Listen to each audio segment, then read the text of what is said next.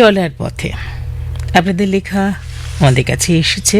প্রথম যার লেখা পড়ব তিনি জয়ন্ত দত্ত, দুর্গাপুর 5, বর্ধমান পশ্চিম থেকে লিখেছেন।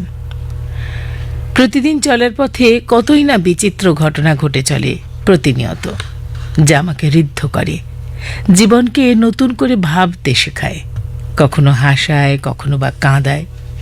তেমনি একটি ঘটনার কথা মনে পড়ে যায়। ন্যাশনাল হাইওয়ে দিয়ে গাড়ি ছুটে চলেছে দুরন্ত গতিতে।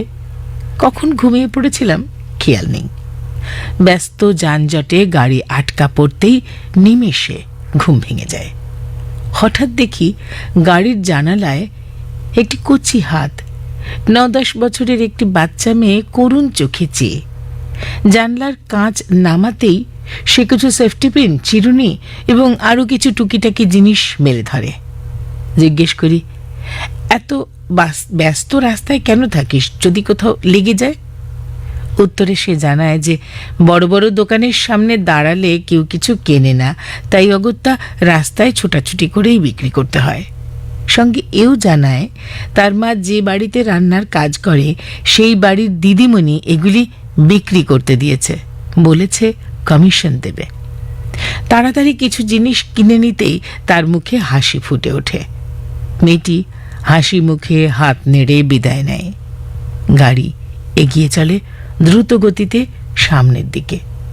দূরে মাঠে কাশফুল, আকাশে তুলোর মেঘ জানান দেয় পুজো আসছে। বাতাসেও কেমন পুজো পুজো গন্ধ। মনটা বিষণ্ণ হয়ে যায়। ভাবতে থাকি, এই মেয়েও তো কারো বাড়ির উমা, যার জন্য এক চিলতে প্রদীপও বরাদ্দ নেই হয়তো। লিখেছেন জয়ন্ত দত্ত, দুর্গাপুর 5, বর্ধমান পশ্চিম থেকে। শিখা মজুমদার, আপনার লেখা এসেছে নবগ্রাম, কোন্নগর, হুগলি থেকে। প্রিয় প্রাত্যহিকী, পথ চলতে চলতে একদিন দেখা হয়েছিল এক দুঃখিনী মায়ের সঙ্গে, যাকে আপাত দৃষ্টিতে দেখলে বোঝাই যাবে না কত বড় দুঃখ তিনি বুকে চেপে রেখেছেন। ট্রেনে করে আসছিলাম কোন্নগরে। অপূর্ব সুন্দরী এক মহিলা সুন্দর এক 10-11 বছরের ছেলে নিয়ে উঠলেন। ছেলেটি খুব সুন্দর, কিন্তু কেমন যেন জড়সড়। আলাপের মাধ্যমে জানতে পারলাম কি এক দুরারোগ্য রোগে ছেলেটির দৃষ্টিশক্তি ক্রমশই কমে আসছে, ভবিষ্যৎ অন্ধত্ব।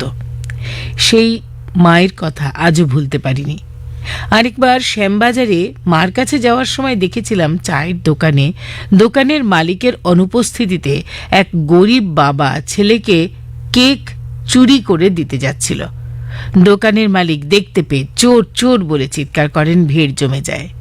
তারই মধ্যে 2 তরুণ কোথা থেকে ছুটে এসে সেই কেকের দাম তো দিলই, আবার সেই চোর বাবাকেও একবার চা কিনে দিল।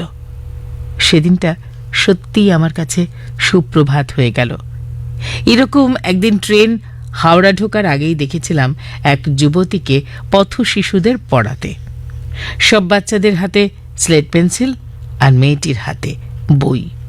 ওই মেয়েটির সঙ্গে কথা বলার ইচ্ছে ছিল, সুযোগ হয়নি। এমন কত সুন্দর আবার কত মর্মান্তিক ঘটনার দর্শক হতে বাধ্য হয়েছি, যা আজও ভুলতে পারিনি। শিখা মজুমদার, নবগ্রাম, কোন্নগর, হুগলি থেকে লিখেছেন।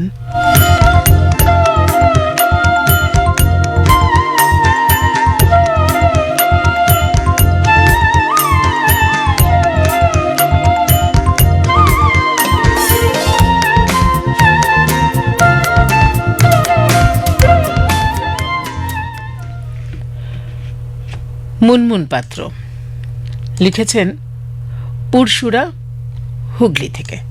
আপনার লেখা।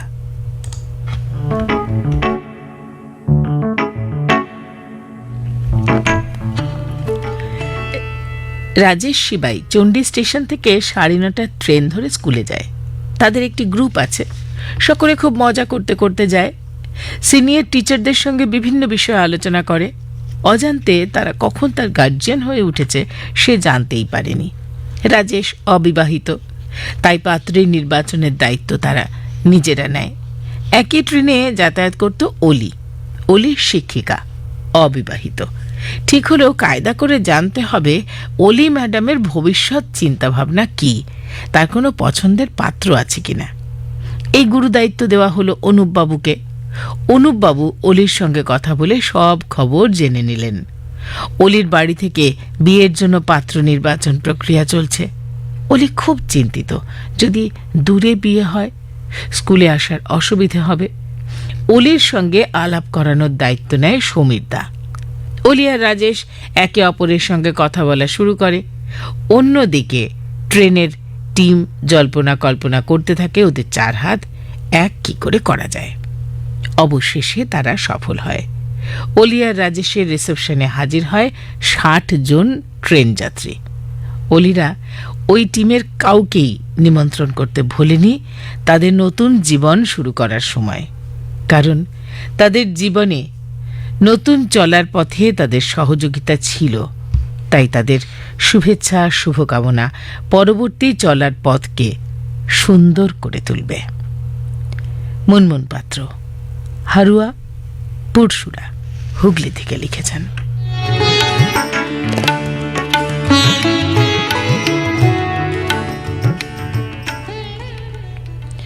অরূপ সরকার, চেলিডাঙ্গা, আসানসোল, পশ্চিম বর্ধমান থেকে আপনার লেখা এসেছে। প্রিয় প্রাত্যহিকী, জীবনটাকে যদি বলা হয় চলন্ত রেলগাড়ির কামরা, তাহলে অতিশয়োক্তি করা হয় কি? বোধ হয় না। রেলগাড়ির জানালার প্রান্তে বসলে যেমন চলমান জীবনের ক্ষুদ্র ক্ষুদ্র খণ্ডচিত্র আমাদের চোখের সম্মুখে প্রতিভাত হয়, ঠিক তেমনি আমাদের চলমান জীবন প্রবাহে অসংখ্য ঘটনা ঘটে। তারই মধ্যে কিছু কিছু ঘটনা আমাদের স্মৃতির পাতায় পাকাপোক্তভাবে গাঁথা হয়ে যায়। আবার এমন ঘটনারও সাক্ষী থাকতে হয় যে ঘটনার প্রথম দিকে দুঃখ কষ্টের ছায়া থাকলেও আরেকটি আনন্দের ঘটনা সেই কষ্টটা লাঘব করে আনন্দের ফল্গুধারা বওয়াতে সাহায্য করে। আমার জীবনে ঘটা এই রকমই এক অভিজ্ঞতার কথাই তোমাকে শোনাই। তখন আমি 5ম শ্রেণীর ছাত্র। সময়টা কোনো এক জন্মাষ্টমীর সকালবেলা। সকাল থেকেই আমাদের, বিশেষ করে আমার মনে খুবই উচ্ছ্বাস। উত্তরপাড়ায় আমার এক মামা আছেন, সেখানে বেড়াতে যাচ্ছি ট্রেনে চেপে। আমার সঙ্গে আছে আমার এক দিদি ও দাদা। যাওয়ার পথে কোনো বাধা বিঘ্ন না ঘটলেও 2 দিন পরে বাড়ি ফেরার সময় এক বিপদের সম্মুখীন হতে হলো। ট্রেনে প্রচণ্ড ভিড়। আমার দাদা আমাকে নিয়ে কোনো রকমে ট্রেনে ওঠা মাত্রই ট্রেন দিল ছেড়ে। না, দিদি উঠতে পারেনি। ট্রেনের ভিতরে তখন আমাদের কিংকর্তব্য বিমূঢ় অবস্থা। অনেকেই ঘটনাটা শুনে বলতে লাগলেন, নেমে যান, নেমে যান, শুধু শুধু সময় নষ্ট করবেন না। ততক্ষণে ট্রেন বেশ ভালোই গতি নিয়েছে। কথায় বলে না, বিপদকালে বুদ্ধিনাশ, সেটাই এবার হলো। দাদা আমার হাত ধরে দিল প্ল্যাটফর্মে লাফ। দাদার বিশেষ কিছু না হলেও আমার মাথাটি ফাটল। পরে স্টেশন হিন্দ মোটরে নামলে বিপদটা হয়তো এড়ানো যেত। স্কুল কামাই হতে লাগলো দিনের পর দিন। যদিও আমার অসুস্থতার খবরটা স্কুলে জানানো হয়েছিল, তখন আমাদের ক্লাস টিচার ছিলেন শঙ্করবাবু। খুবই ছাত্রবৎসল ছিলেন তিনি। আমার 2 জন সহপাঠীকে টিফিনের সময় উনি বলেছিলেন, দেখে আয় তো অরূপ কেমন আছে। সেই শুনে 2 জন নয়, একসঙ্গে 15 জন, অর্থাৎ ক্লাসের প্রায় 1/3 ছাত্রই আমাদের বাড়িতে আমাকে দেখতে চলে এসেছিল।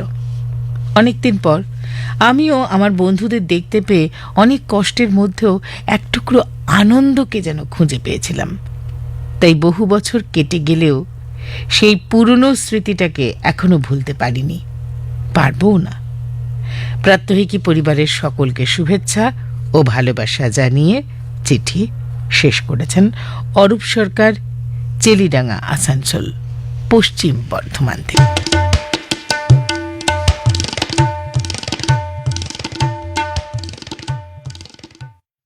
গৌতম চট্টোপাধ্যায়ের লেখা পড়ব। হাতিয়াড়া, কলকাতা থেকে এসেছে।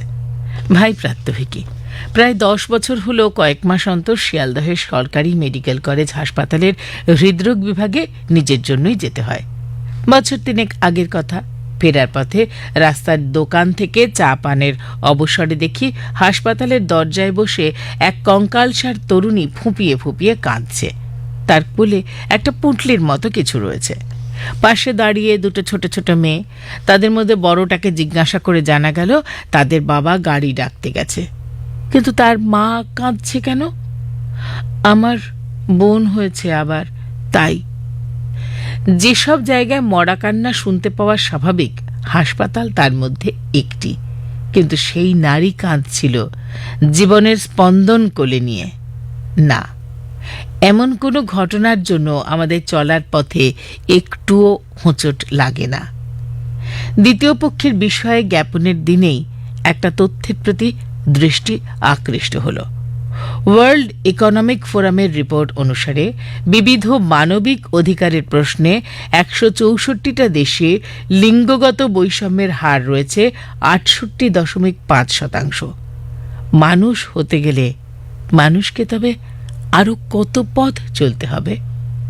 ওই রিপোর্ট বলছে এই হারে এগোলে পূর্ণ লিঙ্গ সাম্য প্রতিষ্ঠিত হবে 134 বছর পরে 2158 সালে। পরিশেষে নিজেকেই বলি, আরেকটু দ্রুত বেগে পথ চললে ভালো হতো না? ভালোবাসা যেন। লিখেছেন গৌতম চট্টোপাধ্যায়, হাতিয়াড়া, কলকাতা থেকে।